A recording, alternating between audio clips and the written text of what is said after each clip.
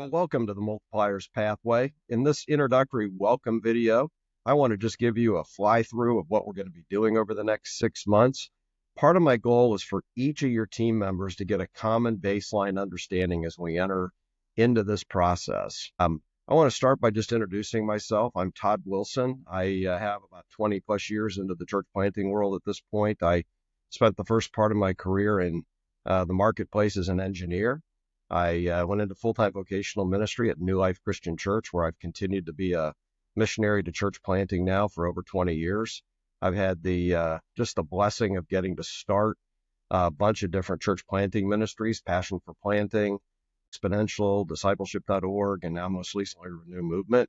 I spend most of my time in a strategic advising role, just helping churches and ministries and leaders to accelerate their church planting impact, which is exactly what we want to do with you. I am going to be doing this with David Putman. David's been a friend for a long time. David has a background in church planting. He had a key role with the North American Mission Board years ago. He's at heart a disciple maker. He's been an executive pastor. He's an author. He's been at Oxano now in a consulting role for a bunch of years, and David has just become a true friend, and I just love working with him. David has a number of books that he's published through the years, going back to his time at the North American Mission Board. Many of these on church planting. He did Breaking the Missional Code with Ed Stetzer, Breaking the Discipleship Code, The Gospel Disciple. Near and dear to me, the book I Woke Up in Heaven. David's mother died of a rare blood cancer that I happen to have also, so that we're kind of kindred spirits through that. Most recently, David's done the Gospel Disciple Life Journal and the Gospel Disciple Life, which he uses in the microchurch work that he does in Atlanta, Georgia. He resides in Cumming, Georgia, and I should have mentioned I'm in the Raleigh-Durham area. My wife and I spent on and off 30-some years in the Washington, D.C. area, a little bit in Maine, and then just most recently, the last few years, I've been back in the Raleigh-Durham area where Ann is from. So David and I really do complement each other in this process. I'm an engineer. I like frameworks. I like strategy. I like the details on how to do things. I've written a number of books that we'll expose you to during this time, many of which are more around the frameworks of multiplication. David is a pastor at heart. He's a strategist. His real heartbeat is disciple making. We like to say our primary callings, all Christians everywhere all the time, are to be disciples who make disciples where we are, and David's heartbeat is for that. Our secondary or unique callings it's the Ephesians 2:10, where God's workmanship created to do good works and deeds that God prepared to advance for us where we walk in. I'm kind of nutty about the mobilization and calling piece. So together, you're going to get kind of the 1-2 punch from David, and I will be championing frameworks and tools, all leading to multiplication with this disciple-making engine at the core. I want to jump in. We are creating a video library that goes along with this journey. There is some core content, like this welcome message and a few other videos, that we are going to ask you required watching to watch. There's some supplemental resources that will go along with that. For example, we have some core content that Larry Wackemeyer did on moving from being a lake church to a river church. We'll use that content directly in one of our gatherings.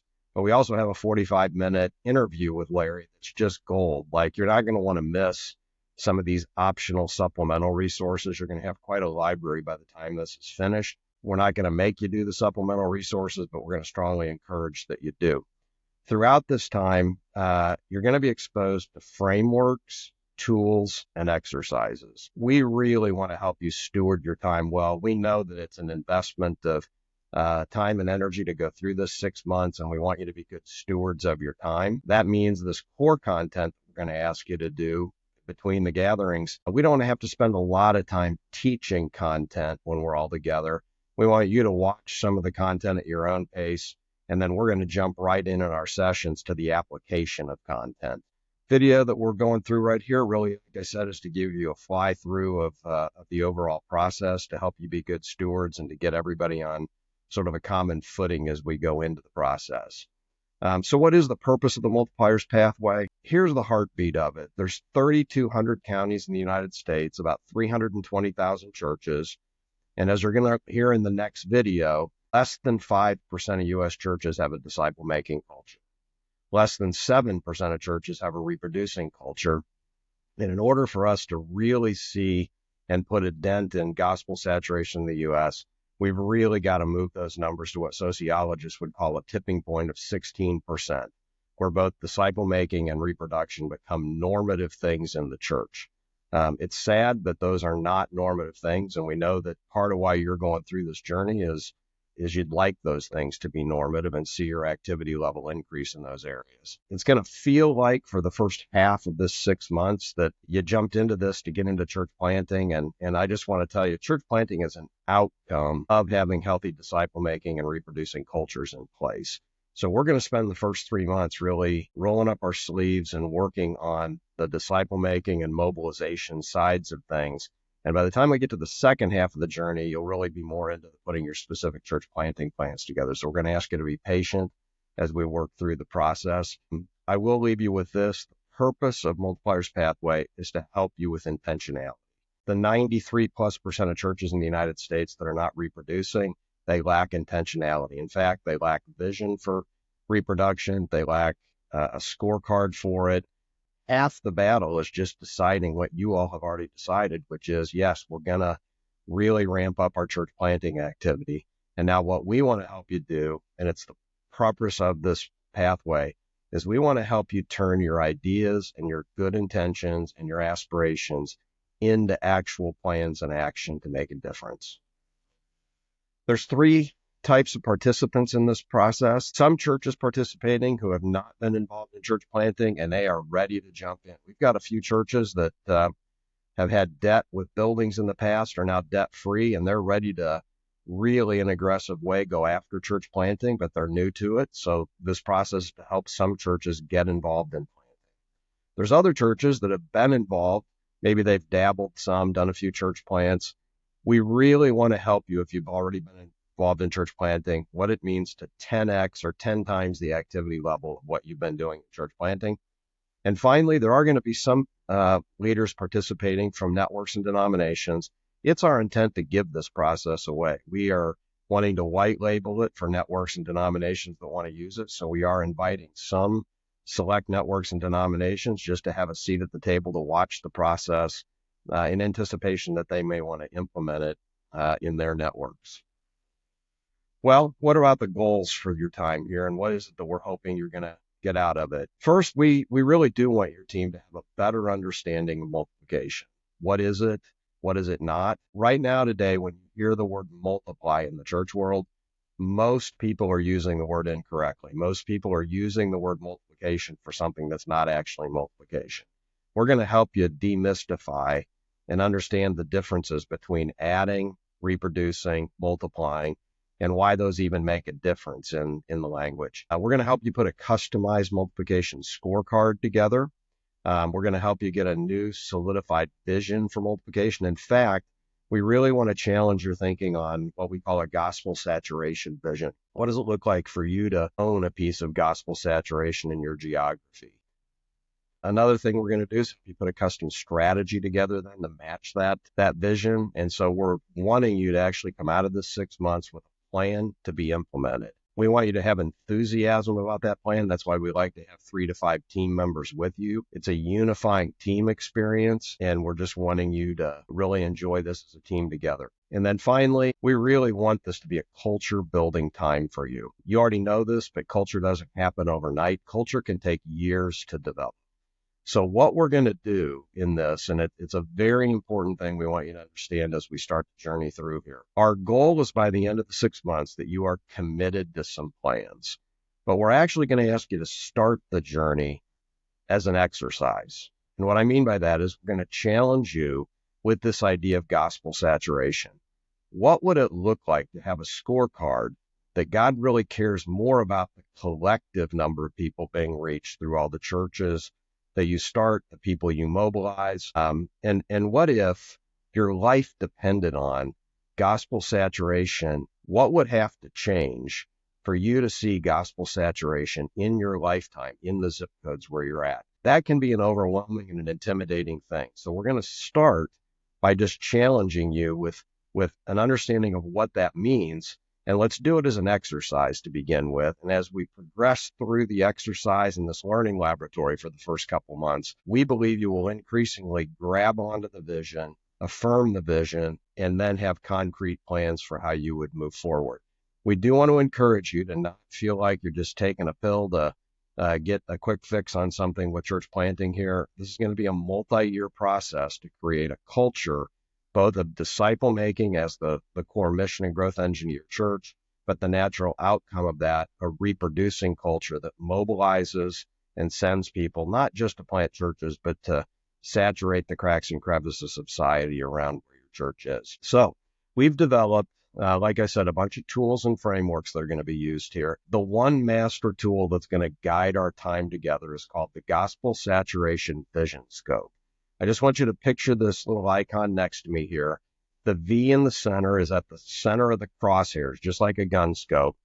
That's going to represent a gospel saturation vision. We're going to start at our first gathering by challenging you with what it might look like for you to have a gospel saturation vision. All the way around the outside of this gun scope, the circle that goes around the outside, just think of that as your values. Values are those things that shape how you do everything you do. This combination of the vision, which is in the crosshairs, and the values that hold everything in a place around the outside, those two things together are non-negotiable starting points, starting with the end in mind. Inside this vision scope, you see 4 quadrants. Starting in the upper left quadrant, that one's called the Disciple Maker's Pathway. We're going to challenge you on what is the simple, reproducible 9th grade level disciple-making pathway within your church. The upper right quadrant is what's called the mobilization flywheel. We're going to help you create a custom mobilization plan for mobilizing everyday missionaries as well as church planters. The lower right corner is called the 1414 planning tool, which comes from the best of Oksano's strategic planning things. We're going to help you apply that to creating a prioritization for your church planting efforts, and it's out of that that'll grow your specific church planting plans.